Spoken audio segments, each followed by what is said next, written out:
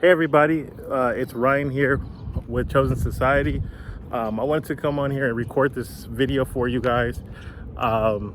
We've been getting a lot of feedback on the video where I talked about, why God has to put you in places of isolation at times from things that you're comfortable with, like your family. And on the video, there's been a lot of you guys who have been asking questions. There's a specific question or a group of questions that I want to answer. And again, these are all my opinions because you guys are asking what my opinion is. So I'm going to give you my opinion on what happened to me in my life. Obviously, God could be doing something different in your life. Your story could be different, but I hope that there's something in this video that you guys can take away and learn from my personal experience. So one of you guys asked a question that's actually M-Free asked this 22 hours ago. They said, can you explain how God communicated to you to move away? What convinced you that this was actually God telling you this? Also, can you explain what happened after you accepted accepted what you felt you were being told to do? The doors open for you, the circumstances happen in your life which pushed you in a direction where you knew this was God speaking to you. Okay, so my isolation story has a few parts, and I think most people who have gone through isolation, you've probably gone through multiple periods of isolation. It's not just one thing.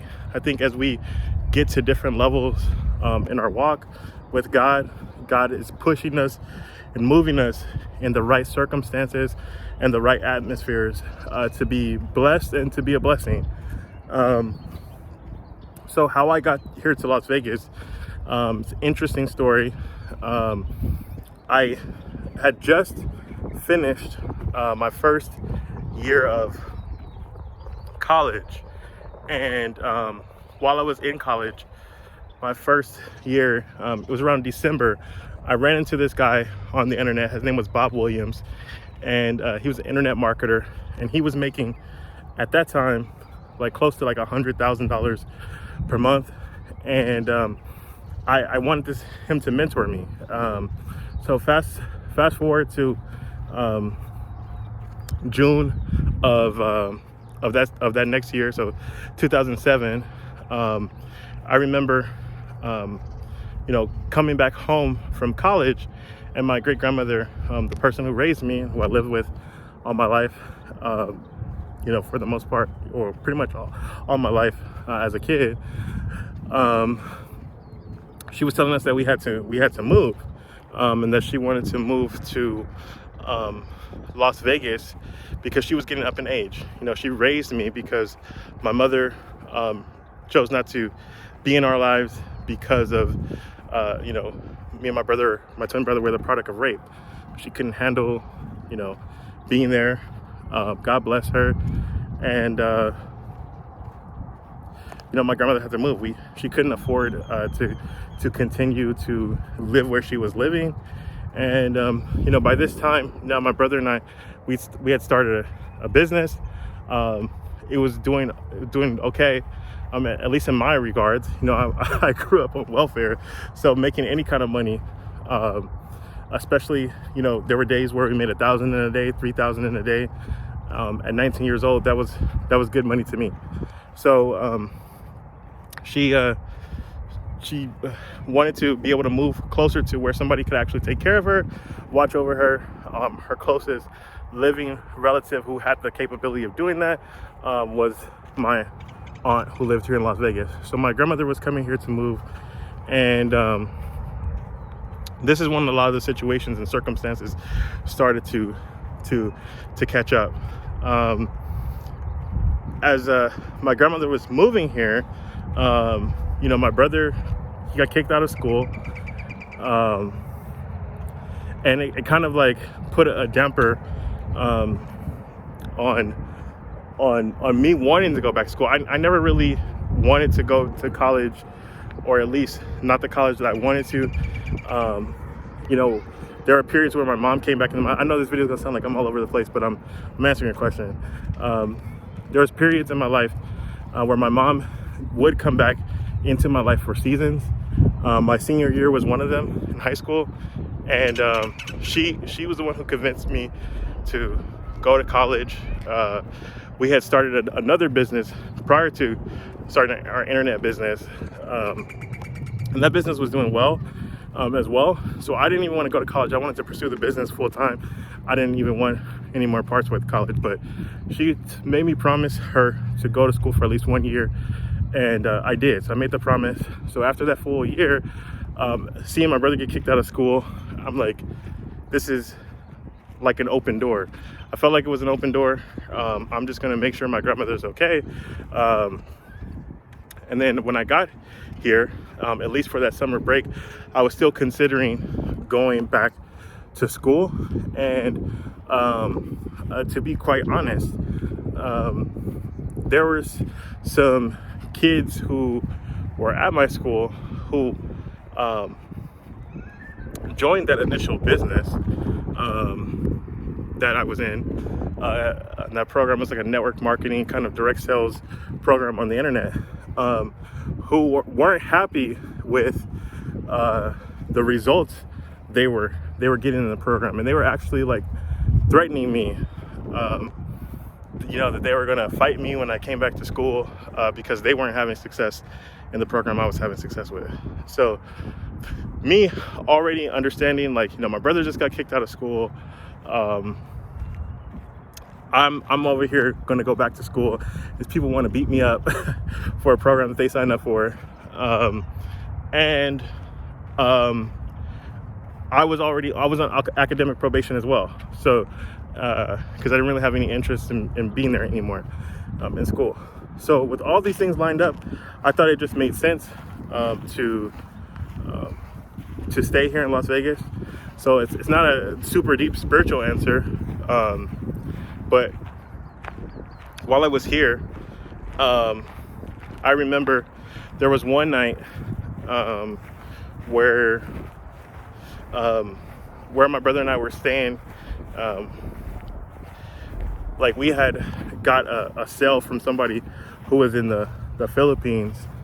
They had joined one of our programs, and I think the payment was like $3,500 or $2,500, something to that effect. It was either $2,500 or $3,500. And I remember, we walked down to like the local like Western Union or whatever, right? And while we were down there at Western Union, we came back with the money, and we're walking, and the neighborhood that we lived in wasn't like the best neighborhood.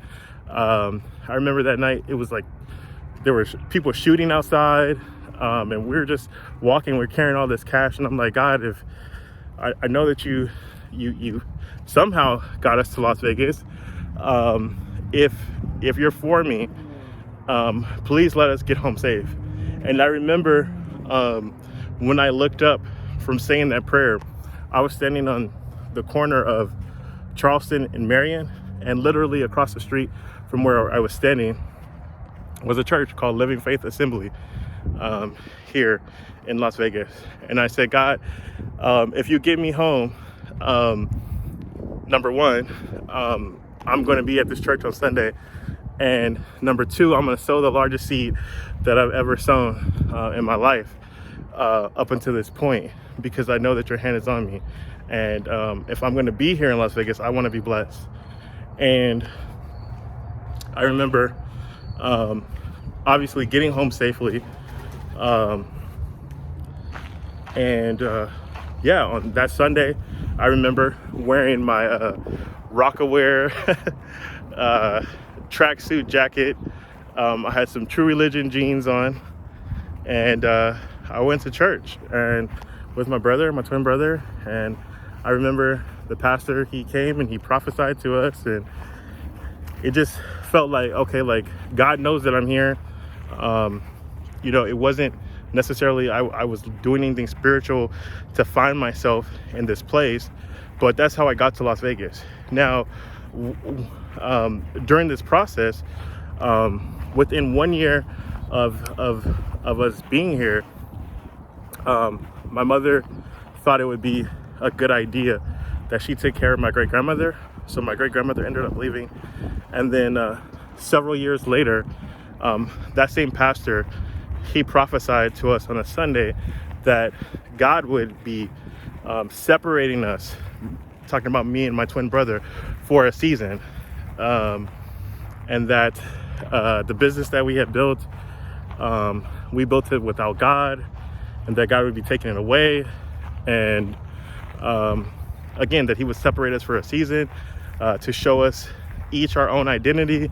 And then he began to prophesy stuff to me individually and over my brother.